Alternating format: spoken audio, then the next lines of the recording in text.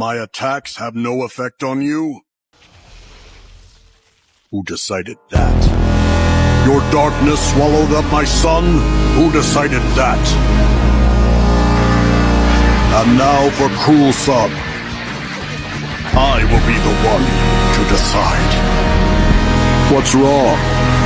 Did you find something down there on the ground? I don't even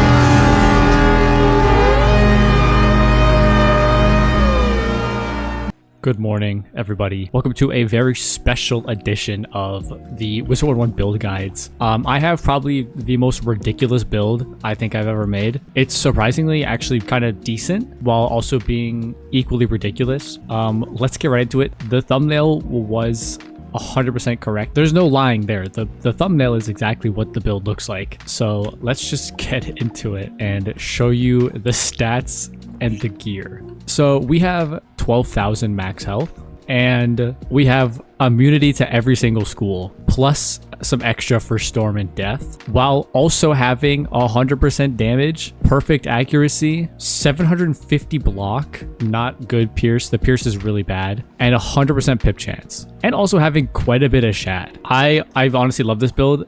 At the time of me recording this segment, I haven't tested it out yet, but I think throughout this, I'm going to have footage of me just soloing bosses and trying out the build. But yeah, honestly, it looks really cool to have.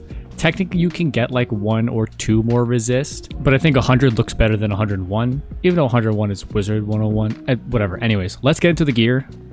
These are the stats. For the hat, we are rocking the Monster Hide hat. This is essentially the stalker set of the A-bomb gear. So you have your A-bomb gear, which is what drops from Balar. Then you have the Monster Hide set, which is what you can craft 1-to-1 with the A-bomb stuff. And so it's like a little bit more defensive and also gives you some shads. So compared to the A-bomb hat, it gives less health, less pip, more block, 6 more resist with 6 less damage.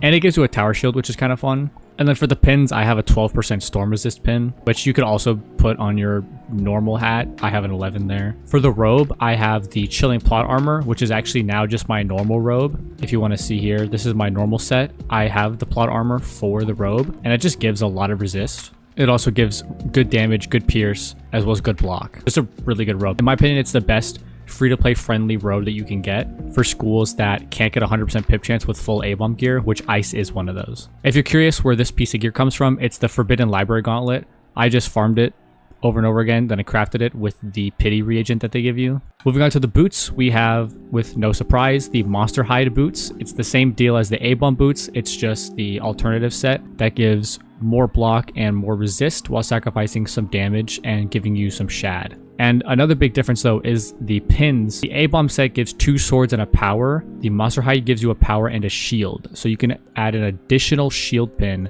which is more resist. So I could put on another storm resist pin and get to like 120, or I can spread it out a little bit more and have death. Moving on to the wand, it's the only unstitched piece of gear that you can see. It's the side staff, the Side staff.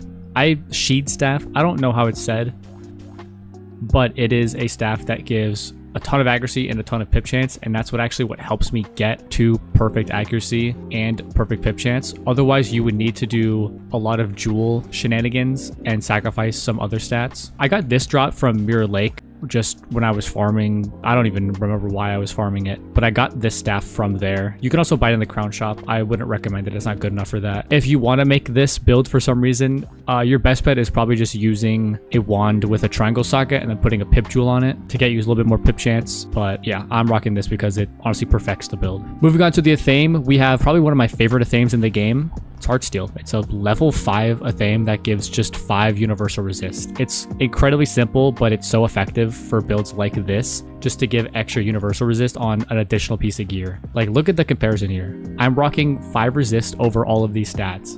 And this you can get from Colossus Boulevard. I think the Prince fight before the where you go to see the king, but I just bought this from the crown shop. It takes like 3 days of trivia to get it. I believe it's 260. Yeah, 260, 3 days of trivia. It's honestly a really useful item for every single account for low levels. Moving on to the amulet, we have the new A-bomb amulet. This is where you could get an additional resist because the Monster Hide amulet gives 11, and also the Raid amulet, I believe, also gives 11 at 180.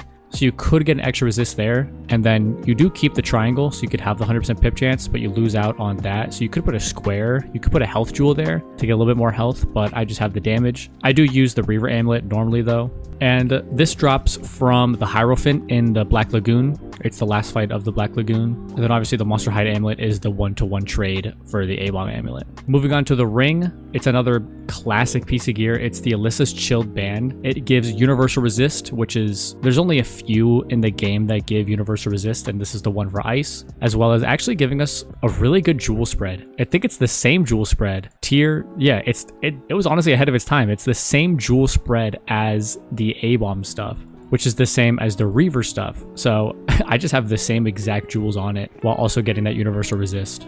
This you can get from a ton of enemies in Zafaria. I got it from like a gorilla spider monkey while I was questing on one of my characters, and I stashed it because I knew that I was going to make a build like this eventually. The pet I'm going to skip over for now and get back to it because it's a really important piece of the set. For the mount, I'm just rocking a pogo stick.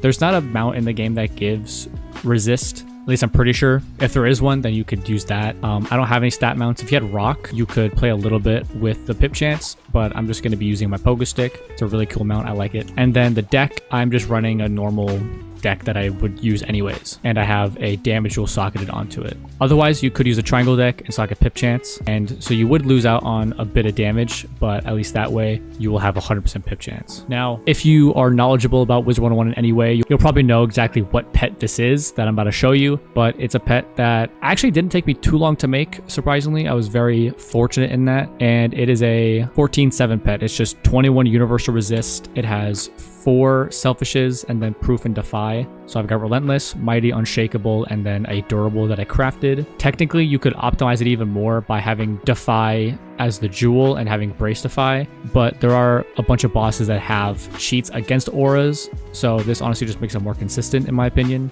And yeah, I have this in the kiosk. There's a bunch of other ones in the kiosk if you want to hatch one of these pets. But yeah, that's honestly the build. That's all I have to say. The build is really cool looking. I'm very hyped to try it for footage in this video, and I might add a little section at the end here. But yeah, with a stabilize, that's effectively 125% resist, so that even would be immune to mobs with pierce up to a certain point. So that's honestly really sick. But yeah, I hope you guys enjoyed this, and I will see you in the next one.